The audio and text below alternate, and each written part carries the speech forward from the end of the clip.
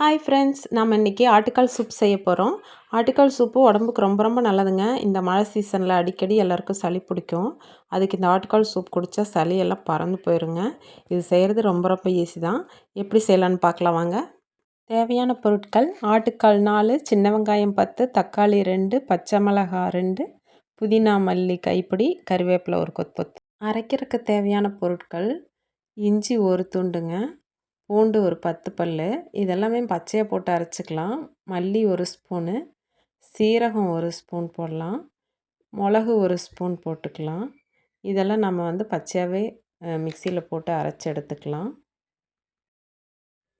இப்போ அடுப்பில் குக்கர் வச்சுட்டு 2 லிட்டர் அளவுக்கு நம்ம தண்ணி ஊற்றிக்கலாம். தண்ணி கொதிக்கட்டும். கொதித்து வந்ததுக்கப்புறம் நம்ம சுத்தம் பண்ணி வச்ச ஆட்டுக்கால் 4 கால் மஞ்சள் போட்டு நல்லபடியாக சுத்தம் பண்ணி வச்சுருக்கு, அதை சேர்த்துக்கலாம். அதுக்கப்புறம் நம்ம சின்ன வெங்காயம் சேர்க்கணும். சின்ன வெங்காயம் உடம்புக்கு ரொம்ப ரொம்ப நல்லது. நீங்கள் சின்ன வெங்காயம் இல்லைன்னா பெரிய வெங்காயம் சேர்த்திக்கங்க.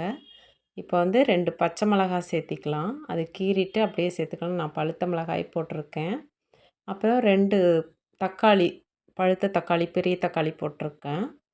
இப்போ இஞ்சி பூண்டு மல்லி சீரகம் மிளகு இதெல்லாம் ஒன்றா ரெண்டாக அரைச்சது, அதை போட்டுக்கலாம். இப்போ மஞ்சள்தூள் 1/2 டீஸ்பூன் சேர்த்துக்கலாம். அதுக்கப்புறம் மல்லியும் புதினா இலையும் போட்டுக்கணும். அது நல்லா வாசம் கொடுக்கும் அதுக்கு. அப்புறம் ஒரு கொத்து கருவேப்பிலை, அதையும் சேர்த்துக்கலாம். அப்புறமா உப்பு, கல் உப்பு நான் போட்டிருக்கேன். கல் உப்பு போட்டுட்டு நல்லா கலக்கி விட்டுறலாம்.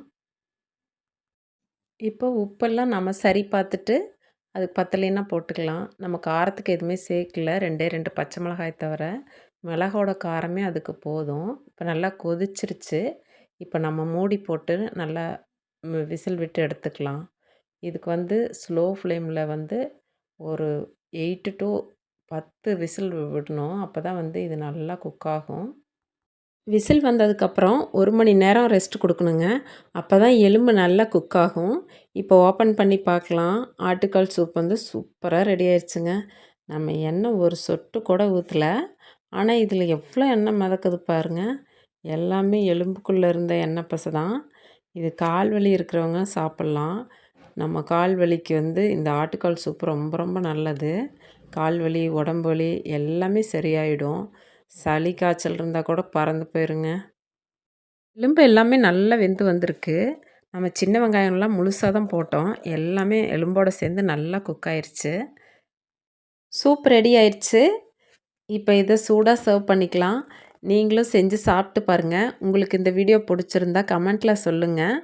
லைக் பண்ணி உங்கள் ஃப்ரெண்ட்ஸுக்கு எல்லாருக்கும் ஷேர் பண்ணிடுங்க. மறக்காமல் சப்ஸ்கிரைப் பண்ணுங்கள். நெக்ஸ்ட் வீடியோவில் பார்க்கலாம். தேங்க்யூ.